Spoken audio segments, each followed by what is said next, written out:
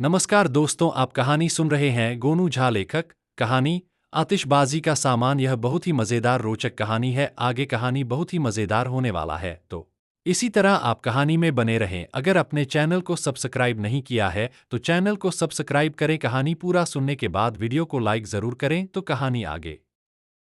आतिशबाजी का सामान। कहानी। गोनू झा। मिथिला नरेश का दरबार लगा हुआ था। सभा में गोनू झा भी उपस्थित थे। एक व्यक्ति एक छोटे संदूक के साथ दरबार में आया तथा उसने महाराज से बताया कि वह एक व्यापारी है।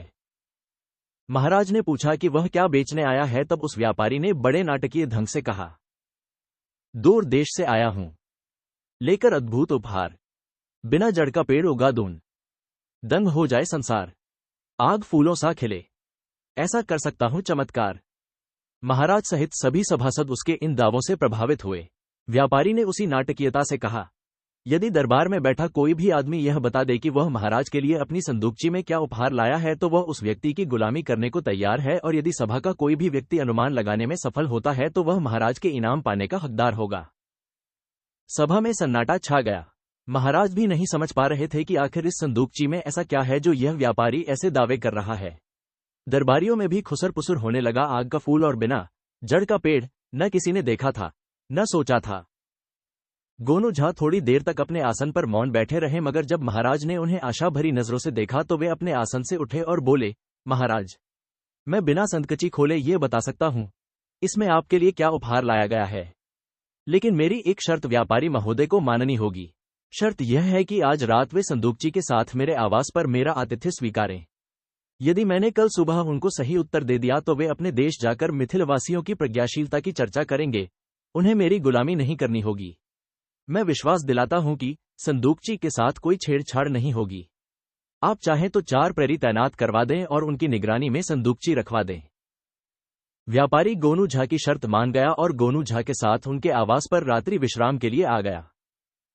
गोनू झा ने व्यापारी की खूब खातिरदारी की, तरह तरह के पकवान खिलाए। रात्रि भोजन के बाद गोनू झा व्यापारी के साथ टहलने निकले। संदूकची प्रहरियों की सुरक्षा में थी। टहलते टहलते गोनू झा ने व्यापारी के साथ इधर उधर की बातें छेड़ दी। बातें करते करते गोनू झा ने व्यापारी से पूछा, आप जो बिना जड़ के पेड़ उगाते हैं उसमें पानी भी पटाते हैं? व्यापारी तरंग में था, बहुत अभिमान से बोला, पानी नहीं, आग। दिन में ही इस पेड़ में फूल लगते हैं या रात में भी? गोनू झा ने पूछा। रात में तो उस पेड़ और उसके फूलों का आकर्षण 1000 गुना बढ़ जाता है। शेखी बघारते हुए व्यापारी बोला। बातचीत करते हुए गोनू झा घर की ओर लौट पड़े। अपने कक्ष में ही उन्होंने व्यापारी के सोने का प्रबंध कराया था तथा बाहर के ओसारे पर प्रहरियों की निगरानी में संदूकची रखी गई थी। गोनू झा खाट पर जाते ही चैन की नींद सो गए, मगर व्यापारी जागता रहा कि कहीं गोनू झा उठकर संदूकची का रहस्य जानने की कोशिश न करें। दूसरे दिन दरबार में पहुंचने पर महाराज ने गोनू झा से पूछा, क्यों पंडित जी, संदूकची में क्या है, बताएंगे आप? गोनू झा अपने आसन से उठकर सभी दरबारियों को बारी बारी से देखने लगे। दरबारियों को लगा कि गोनू झा फंस चुके हैं और उनको कोई उत्तर नहीं सूझ रहा है। दरबार में फुसफुसाहटें शुरू हुई कि गोनू झा ने ऊंचे स्वर में कहा, महाराज, व्यापारी महोदय आपके लिए आतिशबाजी का सामान उपहार स्वरूप लेकर आए हैं। अनार, फुलझड़ियों और आसमान में जाकर फटने वाली आतिशबाजियों से इनकी संदूकची भरी हुई है। महाराज ने व्यापारी से पूछा, क्या गोनू झा ठीक कह रहे हैं?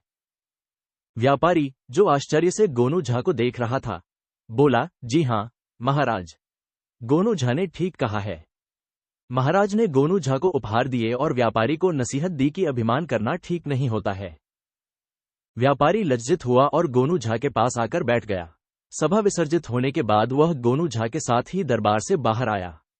उसने साथ चलते हुए गोनू झा से पूछा, आपने कैसे जाना कि संदूकची में आतिशबाजी का सामान ही है?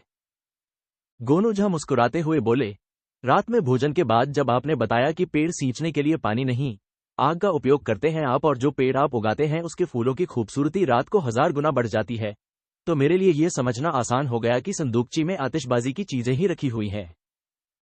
कहानी समाप्त हुई। धन्यवाद।